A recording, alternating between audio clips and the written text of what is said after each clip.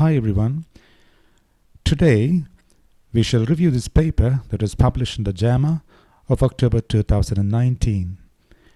Does the combination of NIV and high-flow nasal oxygen reduce reintubation rates among patients at a high risk of extubation failure compared to high-flow nasal oxygen alone?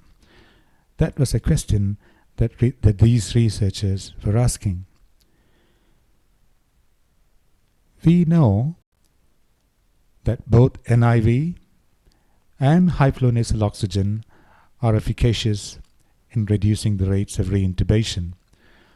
But how about a combination of both these modalities compare with high-flow nasal oxygen alone in reducing reintubation rates?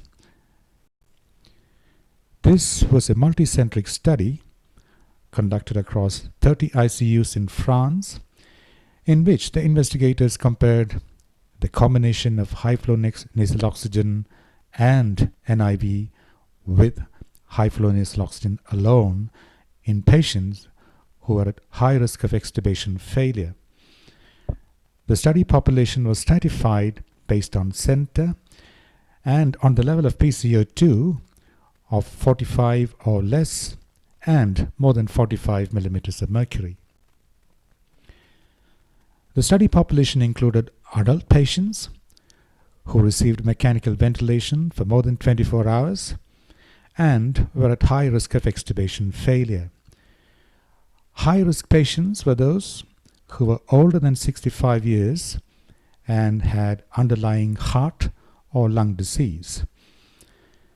The investigators excluded patients who were previously on home NIV, had contraindications to non-invasive ventilation, those with chronic neuromuscular disease, traumatic brain injury, those who suffered accidental extubation, or had a do not reintubate status at the time of extubation.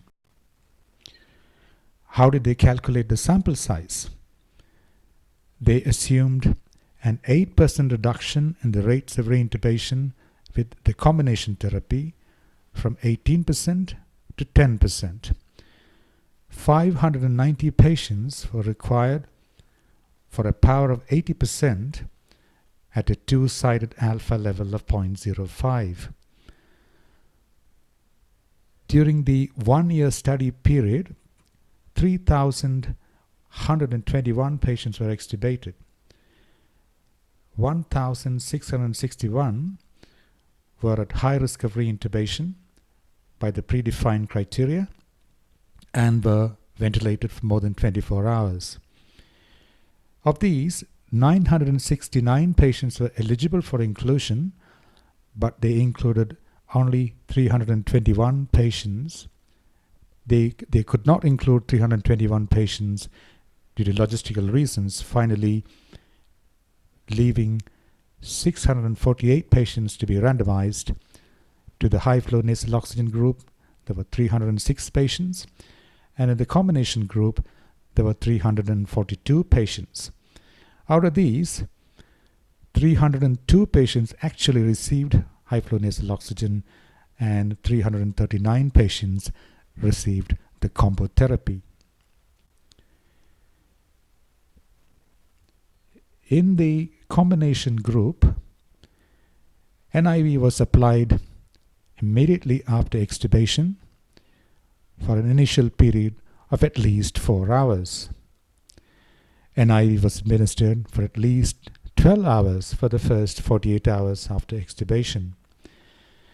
They used conventional ICU ventilators to deliver NIV on the pressure support mode using a target tidal volume of 6 to 8 mL per kilogram and a PEEP level ranging between 5 to 10 centimeters of water.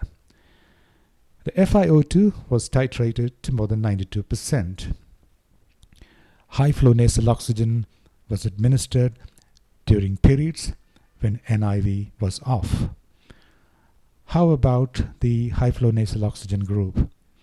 In this group, high-flow nasal oxygen was delivered at 50 liters per minute The FiO2 was titrated to the same level of more than 92%, and the humidifier temperature was set to 37 degrees Celsius. What was the common management?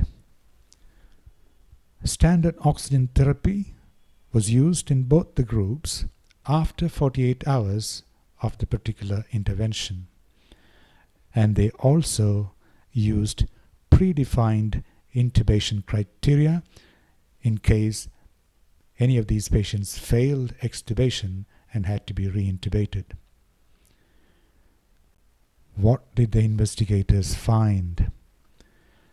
The primary outcome for which the study was powered was the incidence of reintubation in the first 7 days after extubation. And this was significantly lower with the combination of NIV and high-flow nasal oxygen compared to high-flow nasal oxygen alone. So the combo therapy seemed to reduce the rate of reintubation in the first 7 days after extubation. They also looked at secondary outcomes, which included the reintubation rates at 48 hours, 72 hours, and until ICU discharge. These were significantly higher with high-flow nasal oxygen alone. Post-extubation respiratory failure, which was predefined within the first 7 days, was also higher among patients who received high-flow nasal oxygen alone. They looked at a few additional outcomes, including the association between PCO2 levels and reintubation rates. For a PCO2 of 45 millimeters or less, the reintubation rates at day 7 were not different.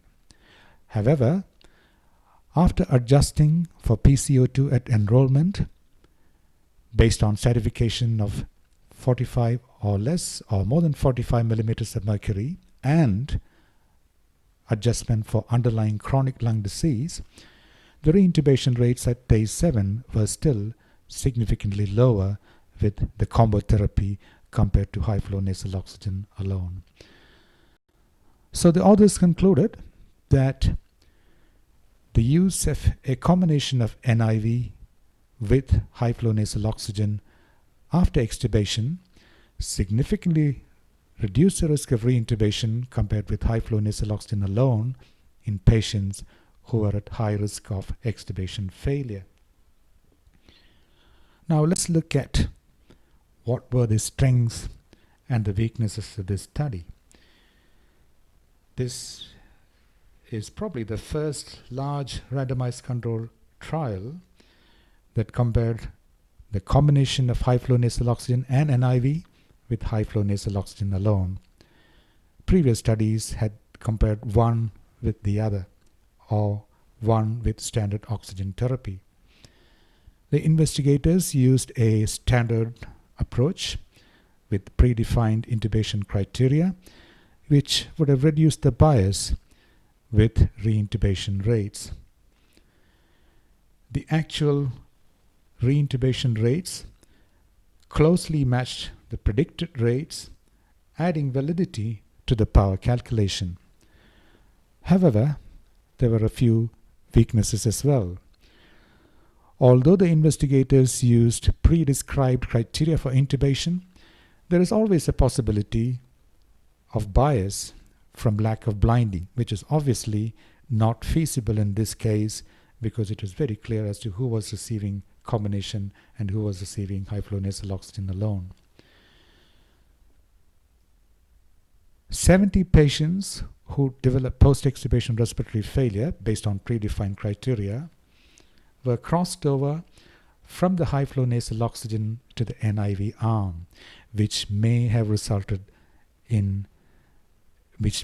affected the final outcomes. The next question is, would combined therapy be beneficial only in hypercapnic patients, as on adjusted analysis, they found that patients who had a PCO2 of more than 45 millimeters of mercury were more likely to benefit from the combination therapy compared to high flow nasal oxygen alone.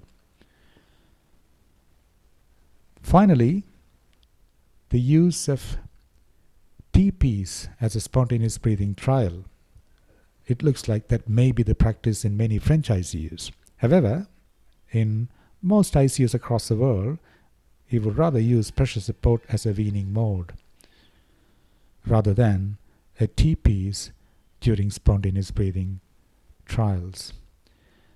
And finally, would a 3-armed study comparing high flow nasal oxygen versus NIV versus combined therapy be more meaningful?